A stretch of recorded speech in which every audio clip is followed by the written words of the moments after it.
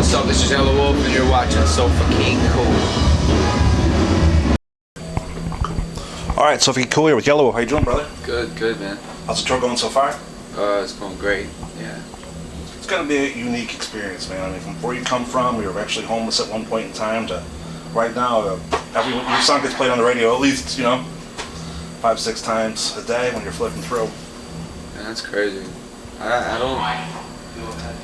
Hey, shut your fucking radio off. We're doing an interview in here. Turn it off. Yeah, no, it's great, man. Like, radio is a different world for me, What's cool about this album and the fact that I do have radio presence is it's probably the album that I've tried less to make a radio record for. Right. Like the record that ended up breaking was Till It's Gone, which was absolutely just a core record that I never really thought. I knew that it would translate, but I didn't think it would break radio.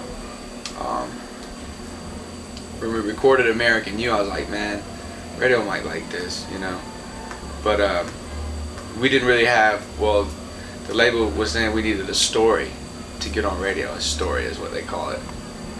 So they wanted to put Ed Sheeran on American You. And I was like, no, Ed Sheeran can't sing American You. First of all, he ain't even from America. Anyway, it was like a long thing. And that's my boy. I'm a friend of Ed Sheeran, but I had to really just fight to keep this shit core, Right. But it's opened radio up, man, so that's cool. I just seen Marilyn Manson just a little while ago, and it comes out to your song now, man. That's bananas, man. I think throughout my career, that's meeting Marshall and Travis Barker and doing a project with Travis Barker, and that's got to be one of the most raddest things, is that he comes out Till It's Gone. Right. I think that it's when I found out, I was just, Gotta Fuck was my shit, seriously was. And I've always just been a fan of him, especially visually. He's just genius, So when I found out, oh man, he gets it, that's crazy, that he actually gets it.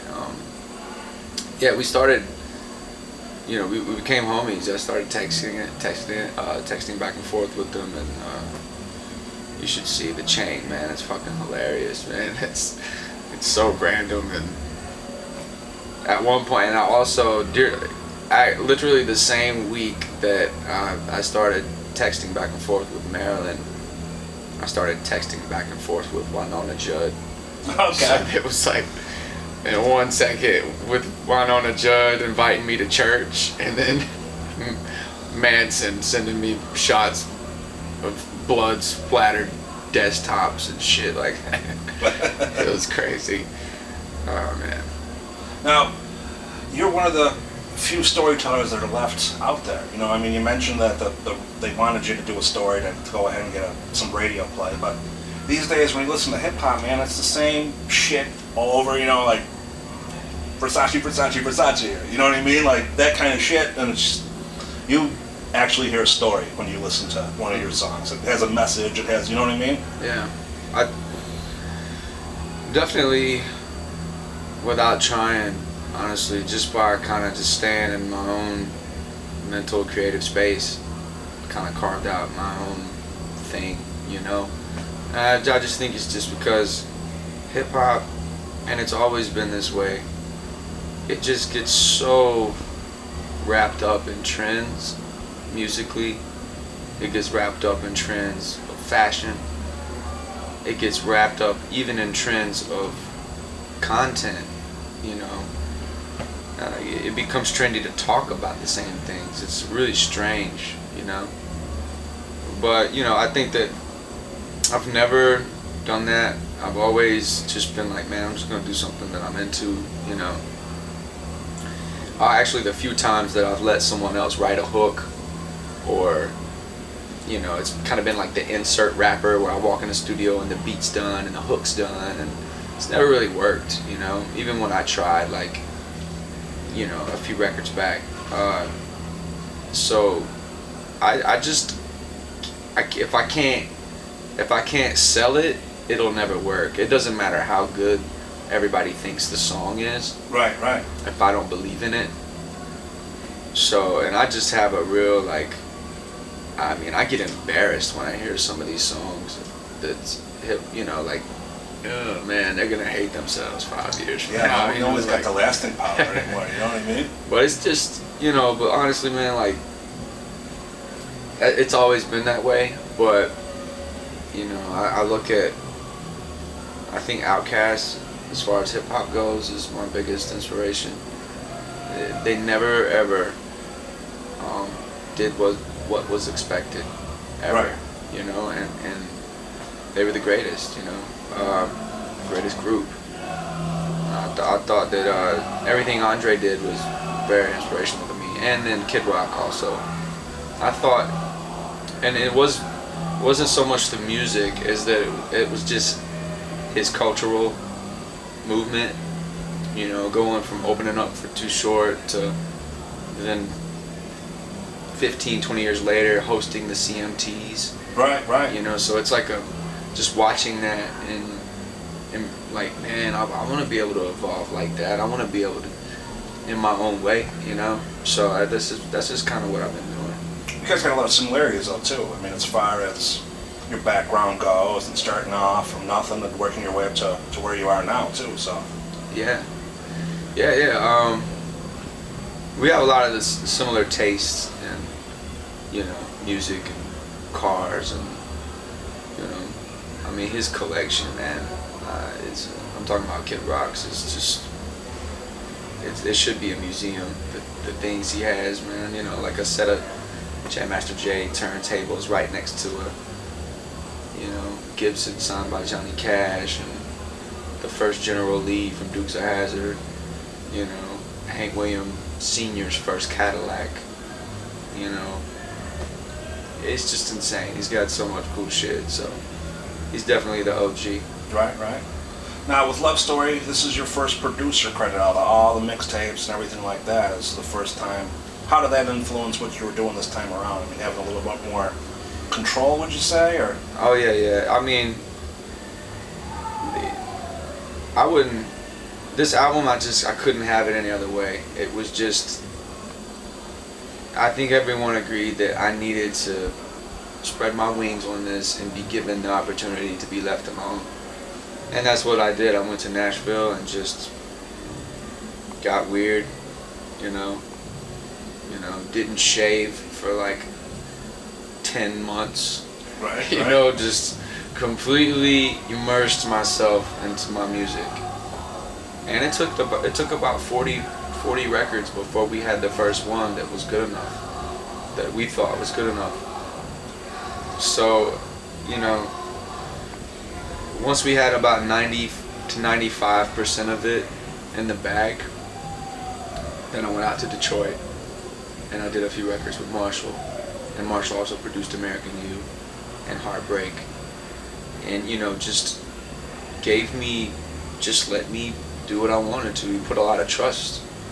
And it says a lot about Shady Records to put out a record like Love Story, because there's a lot of chances. Right. You know. Yeah, definitely. I mean, for a record label known strictly for just lyrical hip hop, to say, man, Wolf, man, if you want to sing, just sing, dude. Just do what you want, man. Just make the record you want to make. Like, Marshall was ecstatic that I was singing, you know, like, man, do that. Do it. Trust me. You know, carve out your own space, man, you know, in your own world.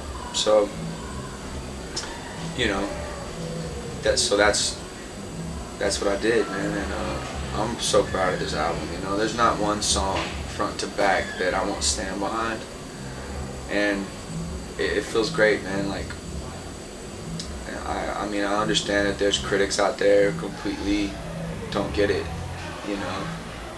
But when I meet people who do, you know, I'm just like, that's what's up, man. Yeah. You know, like really, it's the people who don't get it. I feel like, well, we're just not on the same page. You know what I mean? It's not that, you know, opinions are like assholes, right? For sure. But at least I don't have to say it's someone else's fault. You know, if you don't like this record, I cannot look to my left and go, told you we shouldn't have did that song, or told you we shouldn't have did that cover, or told you we shouldn't have did everything. Everything on this record, I drew the logo. You know, the person who shot all the photos was a close friend of mine. Everything, I was meticulous about every detail of it because I didn't want to point a finger at no one. And that way, you know, it's a lot easier for someone to say, man, I don't really like that record. And it's like, cool, like good, because I love it. I'm straight. Right. You know? Right, yeah. You know, but I wouldn't want to say, you know what, I didn't like that song either. I didn't even want to fucking do that song in the first place. You know what I'm saying? So this record, I'm proud of it, man. I feel like, you know, a sense of relief and moving on to the next. I'm already mentally in the next album, actually. Yeah. When do you expect that to come out? You're gonna go right next to work? album? Yeah. Jesus, give me a break. This album just came out. Yeah, man. well, you know, you got to keep on pumping. Yeah, nah, that's what I won't do. I'm never rushing anything ever again. If it comes out, it's gonna come out when it's supposed to. I think Love Story taught everyone, you know, a lesson about that. Like, there were your fans and people just freaking out, you know, just trashing me because it was taking so long. But when it dropped, they were like, oh, okay. You know, like, totally understood. I hear the effort. I hear, because it was a full-on effort. It was very much, I treated it like an album. Like an album is supposed to be treated. You know? Right, right. I think a year or two to make an album is a completely fair amount of time, especially given, you know, touring and, you know, all the other work that comes along with making an album, you know, and surviving as an artist. You know, you can't just make an album and sit on your ass, man. You gotta go to work. Definitely. So I mean, that's what I'm out here doing, but mentally I'm already, the gears are turning for the next album. So no more mixtapes then, probably. Yeah, sure. I'll always do mixtapes. I noticed that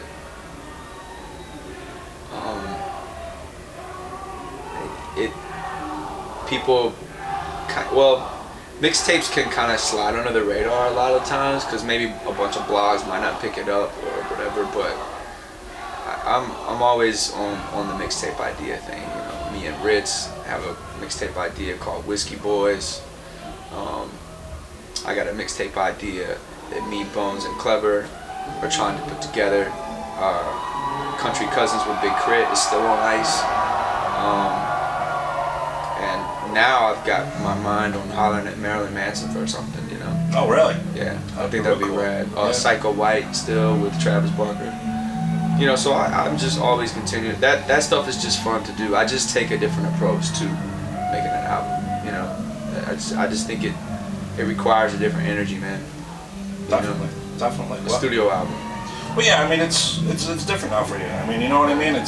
You're at the point now where you get to take a step back. You're in the producer's seat. You know what I mean? You're getting massive airplay. It's different than what it once was. You don't got to be out there every couple of months and just pump this out just to get it out. Yeah. You know, you get to take your time, and you know what I mean? Well, I would like people to get used to me just taking my time with a project, and you know, like I think it hopefully if I could start any trend, it would be the trend of helping the fan to be a little bit more patient. Right. With the oversaturated internet, like, and it has made labels push artists. It has made everybody else push the artists, forgetting completely about why their job even exists, which is the music. You put an artist into a rushed situation, you're gonna get rushed music, and you're gambling, man. Just kind of like just Make the album you want to make in the time you want to make it. Don't let people push you. Let me ask you this: with the success that you're having now, and being underground, so to speak, as long as you were, do the people that you once went on tour with and did shows with, are they like, yo, you know, with their hands out now, almost to say, like, hook me up? It's my turn to shine. Can you do this for me? Can you do that? Oh, the old put me on. Yeah. Can you put me on? I don't put people on, man. I don't even believe in that shit. People who I can introduce someone to the world, but then what? If they don't have the music to back it up, the social media presence to back it up, the talent to back it up, it's a fail. It makes me look bad and it'll make them look bad. So like Hillbilly Casino, this is the kind of caliber of artists that I feel like I can actually help. Right. They're so rad and they've had such a long history of great music that it's an easy thing. Like they've been touring for years, so now I just like, hey man, come open up for me, man. I think my fans will dig it. For sure. It's not like, let me just start you from scratch, you know, like some rapper, you know, who has absolutely nothing. They would have to be absolutely phenomenal, like a Kendrick Lamar or something, you know, and that's very, very rare, you know. Well, I appreciate your time, everything you do. People want to keep up to date. I'd say a Big Crit came to me with nothing. Come on, you know what I'm saying? I would have absolutely, but it's just,